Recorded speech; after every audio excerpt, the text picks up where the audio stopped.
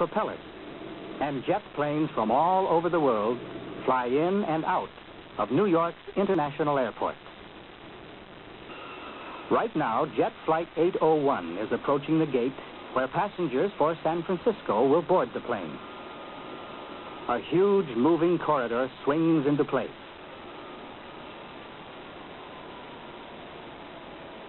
It is called a jetway.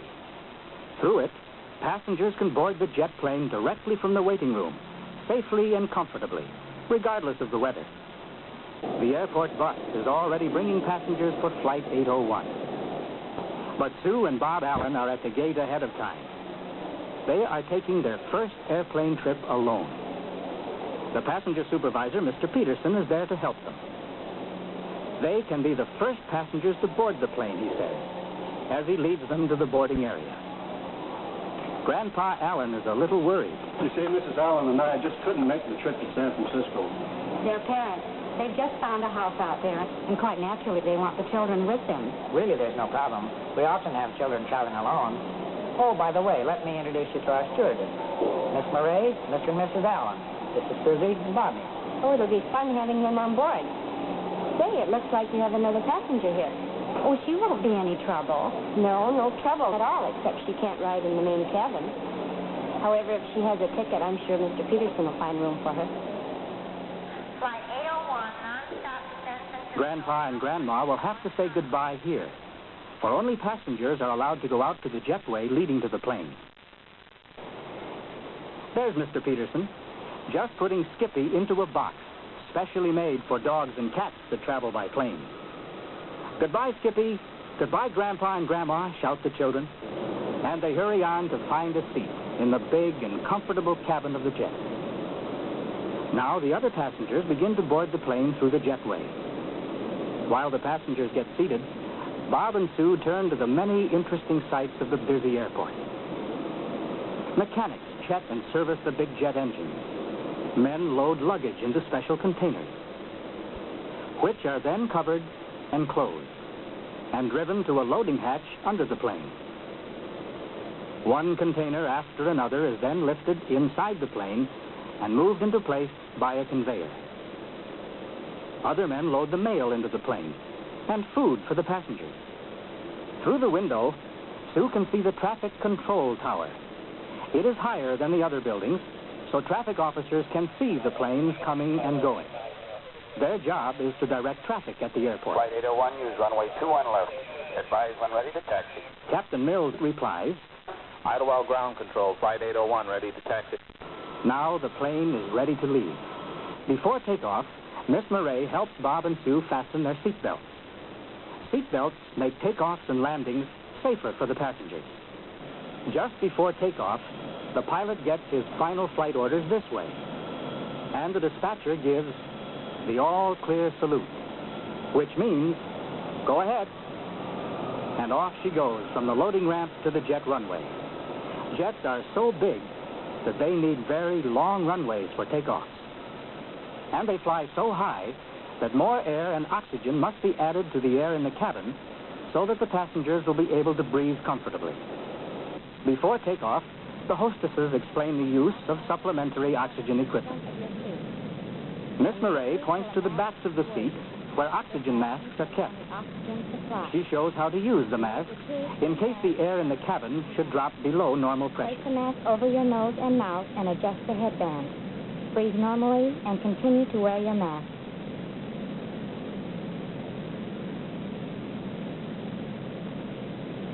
The captain pushes the throttle, and the big jet starts off. And finally, the wheels leave the ground. Oh, we're flying.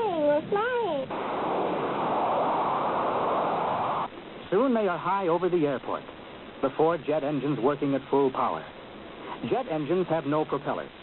The plane moves forward because burnt gases are forced out through the back of the engine.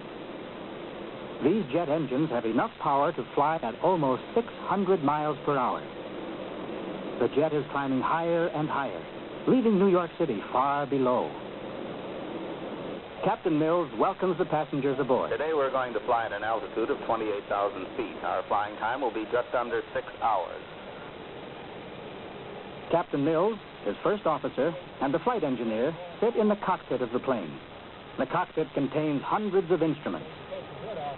These instruments help the pilot fly safely in the busy air lanes.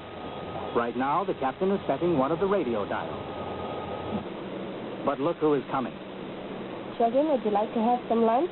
Yes, please. Oh, I'd love to. All right. Can you get your tray down, Sue? Yes. And while the jet plane flies over the green farmlands of the Middle West, the hostesses prepare lunch trays for their passengers. Here is one for Sue. And one for Bob.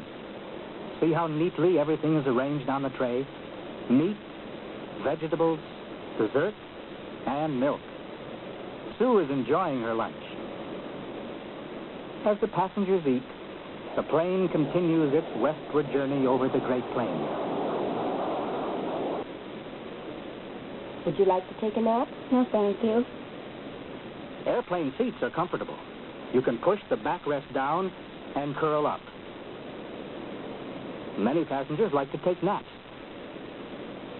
But Bob and Sue have too much to see. Susan, would you like a junior stewardess, Tim? Oh, yes, thank you. And how would you like to be a junior pilot? Oh, I'd love to. Now Sue and Bob are glad they didn't take a nap. Look now, we're flying over Denver.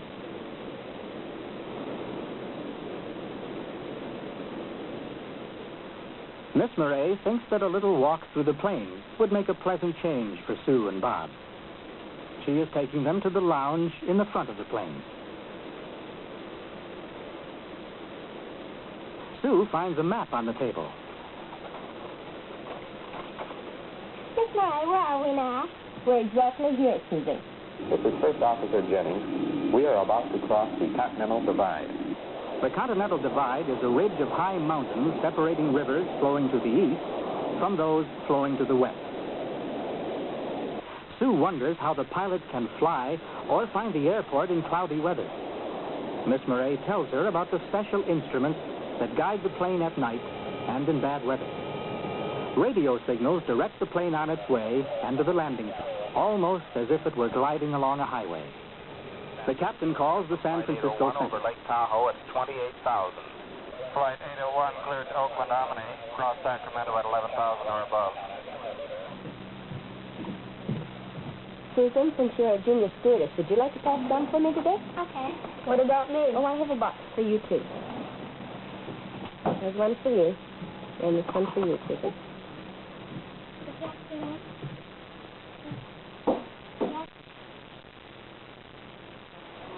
Sue and Bob's parents are at the airport well ahead of time. The passenger agent has assured them that the airplane is already over the San Francisco Bay.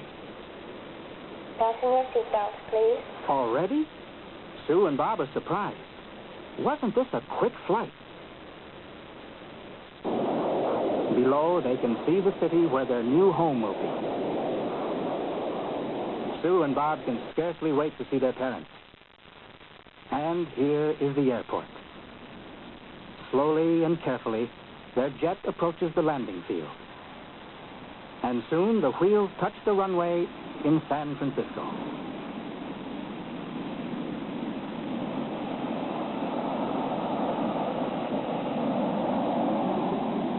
The ground control officer directs the plane to its proper gate.